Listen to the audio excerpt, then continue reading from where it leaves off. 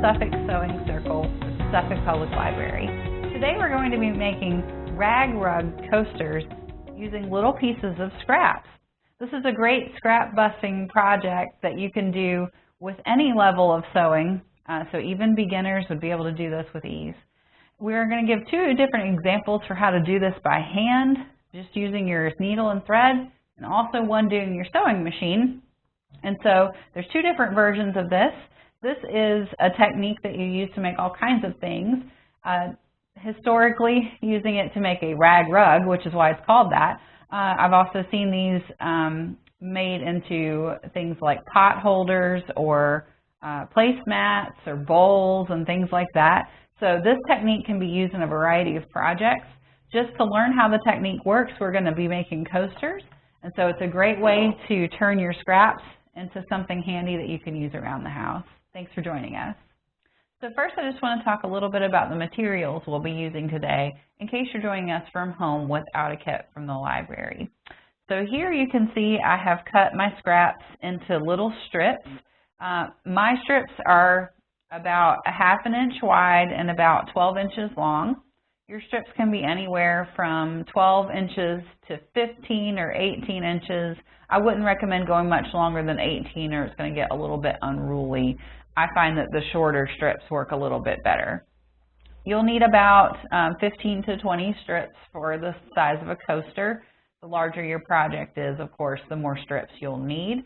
The other things that I have here are my needle and thread. This is a hand sewing needle. The alternative thing is you can do it on a sewing machine as well. You will need to place a couple of stitches by hand, but otherwise the rest can be done on your sewing machine. I have a couple of straight pins as well as some painter tape. Masking tape could work as well. You just want to make sure that you're using tape that's not going to ruin the finish of your table, because we will be taping our braid down as we make the cord to make our project, as well as a pair of scissors. So the first step of this project is to make a long braided rope, which we're going to wind together into a circle to make our coaster. And so we'll start with 3 pieces. And the idea here is that we will incorporate additional pieces as we go. So to begin, I'm going to take my 3 pieces together with my needle and thread that I've already tied off a knot for. And I'm just going to do a quick whip stitch, a couple of stitches just to hold them together. And this will be so that they are nice and secure and they will hold as we braid. You can do this on a sewing machine, but I find that it's just easier to do this part by hand. And that's all there. And then I'll just tie it off. It doesn't matter what it looks like because it won't show. As long as it's secure, you've done your job.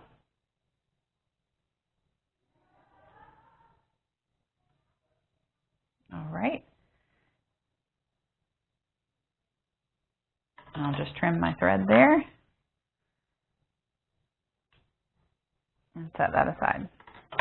So to begin, we will take our piece, and I'm going to tape it pretty far up my table so that I have some room to work. But I'm going to take a piece of my painter's tape, and I'm going to tape this down to the table to help me have an anchor for braiding. Braiding this will be a little bit like doing a French braid for hair because you're going to be incorporating additional pieces as you go. So here's how you begin. You're going to do just a couple of stitches to get started.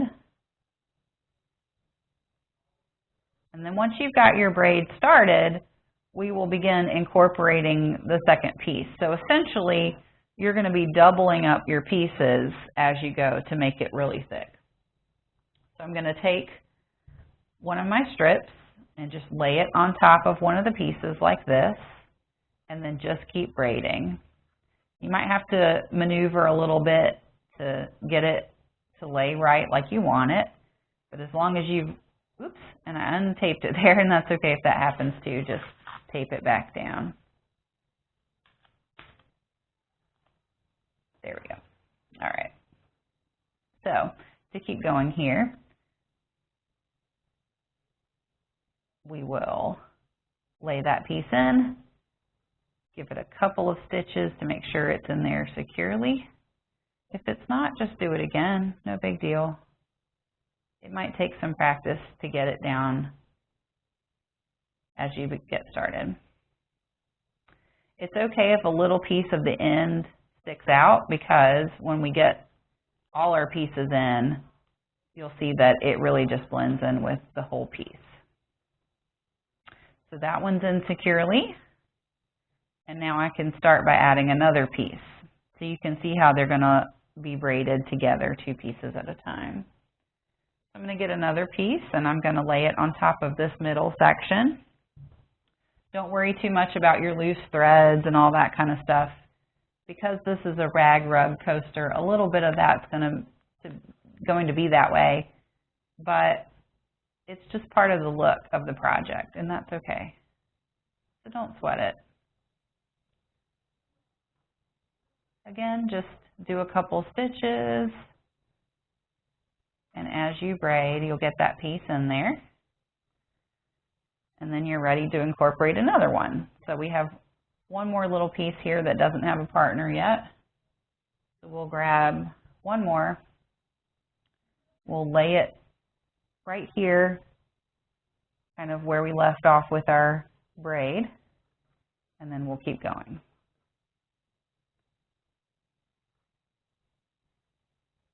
And as you can see, makes a nice thick braid by doubling them up like that. We also got most of our little end pieces tucked in there nicely. So I'm just going to do a couple of stitches with them braided together like this with 2 pieces.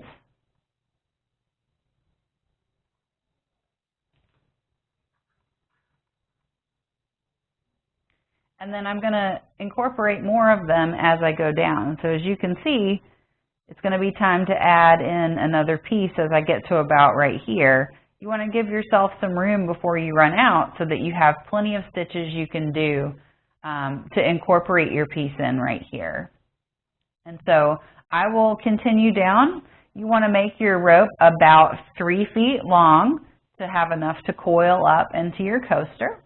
And I'll show you how we're going to finish it off as we come to the end of our braid. So as I come to the end of my rope here, I'm going to get to the point where I only have the 3 individual strands again. So I'm just going to show you how I finish it up here as we get to the end. So it is going to get a little skinnier, and that's okay, because we're going to show you how to tuck this under as we assemble our coaster. So we'll just finish our braid right here.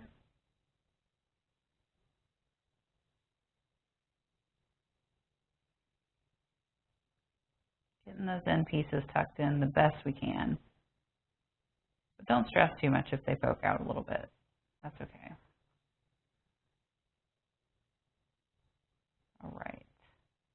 And as I get to the end where I'm running out of pieces, I'm going to do like I did to start it and put a couple stitches in to hold it.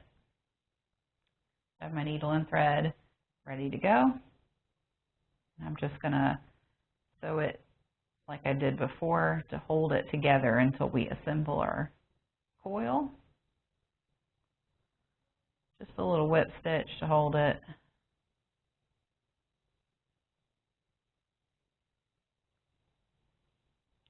Again, it doesn't really matter what it looks like because it's not really going to show all that much. We'll tie it off here.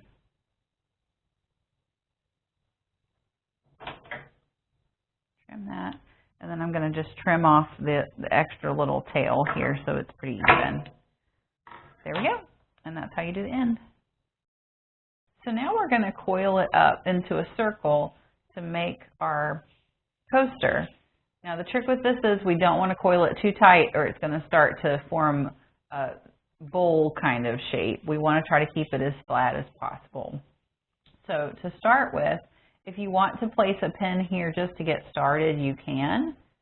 So what we would do is kind of tuck it into a little circle like this.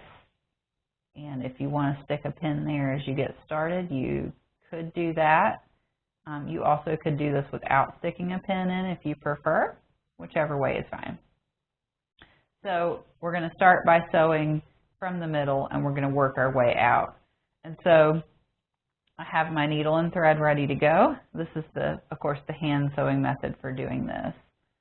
So this is one way to do it. So we're going to just get our knot down there into the braid so that it'll be nice and secure. And then we're going to do what is called a mattress stitch, and that is where you're sewing one piece to another piece, basically. So I go up here and I go down on the piece beside it.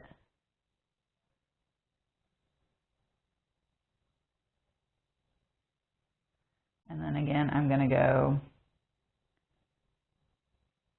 up on one section and then down on the piece beside it. And that's going to sew the pieces together like that. So I think I've placed enough that I probably can take my pin out now. If you're using that, you can remove it there. And so we're just going to work our way down, starting from the inside piece and then going to the outsidemost piece, like that.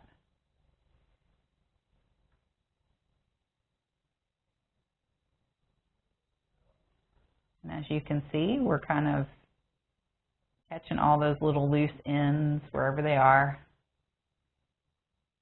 Just going to grab this little loose end there, make sure it ends up nice and secure. That's why I said when we were braiding that it doesn't really matter if you have some little tails sticking out, because we're going to catch them as we go. All right, so now as we start working our way out to the bigger circle, we're going to want to try to lay our braid down like this so it'll be nice and flat. You can use your table to kind of form it like you want. So as you can see, it's going to grow as we coil around. So again, we're going to go up to the second inmost piece and then down on the outmost piece. There we go. And then we'll coil it over a little bit more and do that again. Up. And then down. And each time you place a stitch, it's good to kind of press it on the table, make sure that you've flattened it out well enough. Because again, we are not trying to make a bowl this time, even though you could use this technique to make a bowl.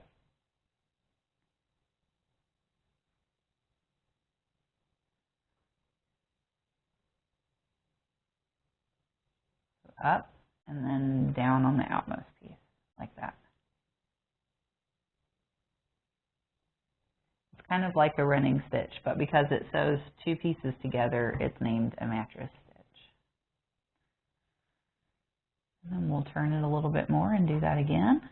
And we're just going to do this all the way around until we have reached the end of our coaster. So I'll show you a few more stitches, and then I'll show you how we finish it off. And if you grab part of your piece there, just guide it around. It's going to catch little strings here and there. It's no big deal. Take your time with it. And this is a place where we have a little tail sticking out, so I'll show you how we're going to grab that. So first we go up to the section beside it. And then we're going to go down on this piece here. And as we stitch it in there, we'll catch that little tail. And it'll become part of the braid there. And that's a pretty big tail, so we're going to catch it again with our next stitch. We'll go up, piece beside it, and then just kind of grab it when you go down here. You can see as we start to incorporate the next section there that tail is no big deal. Do that one more time for that piece, making sure we got it securely on there. Just pick a slightly different spot to go down, making sure you got all of it.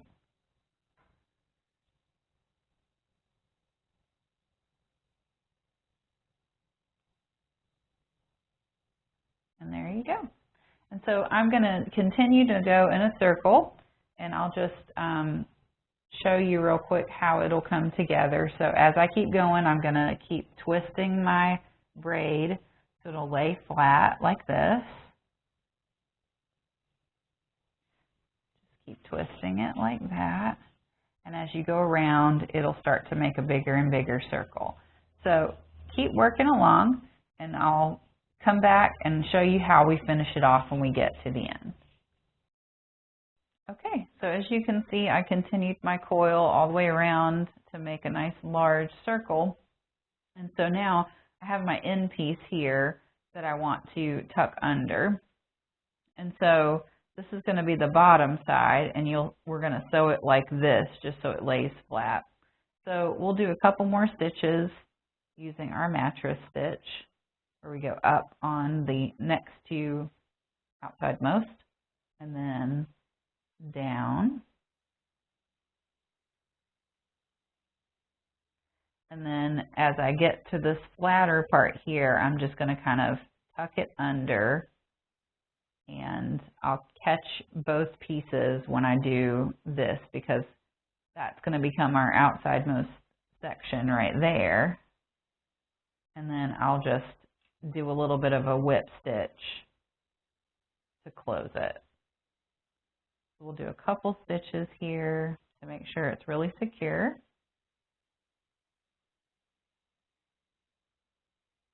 Once it seems like it is, I think I'll do one more there. It's okay to check your back side too to kind of see what it looks like. See how that looks. And then I'll do one more here just to make sure we got it.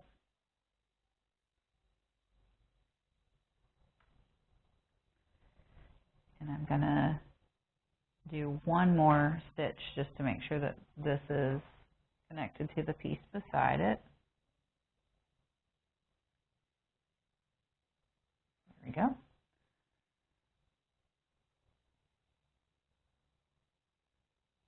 All right. And if it looks like everything is securely together, we can tie off our string. We'll do that by just running it through like this, catching that little loop like this, and pulling through. And then I'll tie a knot, and I'll run it down to the end like this, and then trim my thread. And as you can see, that's a finished coaster. Okay, and so now we're going to show you how to assemble your coaster using your sewing machine instead of hand sewing. So just like I did with my hand sewing one, I'm going to start by coiling mine under like this just to get going. So I have my machine set on a zigzag stitch, and it's going to zigzag across the two sections as I turn in a circle. So we'll get it tucked under there to start. And just take your time with it so you can turn as you go. It's okay if you got to adjust how wide your stitches are. I found that mine weren't quite wide enough. There we go. That's more what I want. So now I can turn my coil, and it's good to have your needle set down as you go.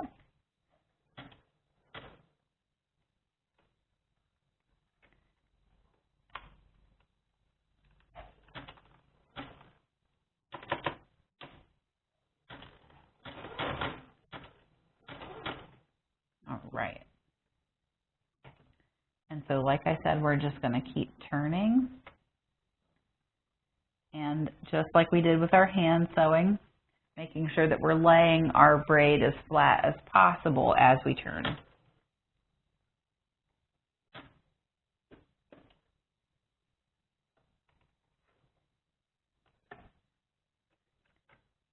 And get this arranged like this.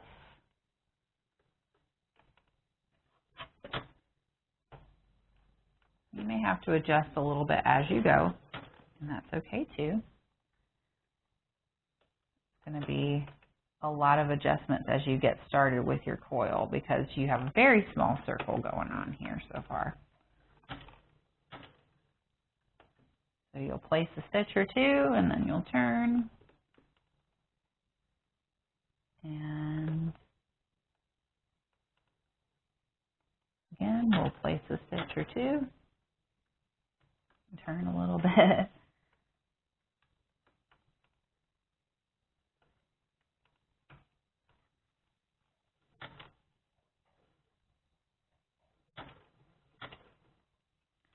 And just keep turning. Being careful not to sew it too tight together. Again, it's going to curve more like a bowl, so we're trying to keep it as flat as we can. And as you get to larger circles, you can do a couple more stitches before you have to pause and turn it. But we're going to keep going all the way around until we get towards our end piece, and we'll pick back up where I finish off. Okay, and so now we're coming to the end just like we did when we hand sewed it. So as I did before, I'm going to tuck the loose ends right under here just so they'll be caught by this outside edge. And then I'm going to place a couple more stitches, and I would recommend back stitching right here as we come over that part just to make sure we get it.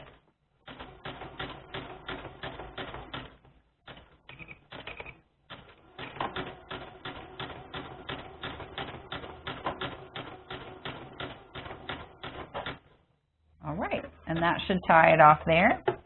And as I pull it off of our sewing machine here, you can see that the zigzag kind of accomplished the same thing as doing the mattress stitch by hand sewing. And I'll show you one more finishing step now. Last but not least, we're going to press our coasters with our steam iron to make sure that they lay nice and flat.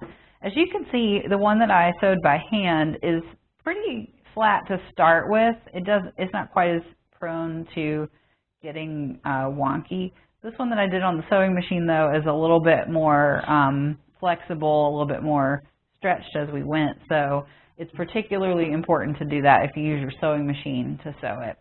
I have my iron on its hottest setting with water in it so I can steam. For my young sewists, this is a safety warning. Please get an adult to help you with this, as this is a little bit dangerous because it's such a hot iron. So what I'm going to do is I'm going to press it on here using my steam for about 10 seconds, and then I'm not going to touch it once I take my iron off because it's going to be pretty hot. So just let it cool like it is for a little while.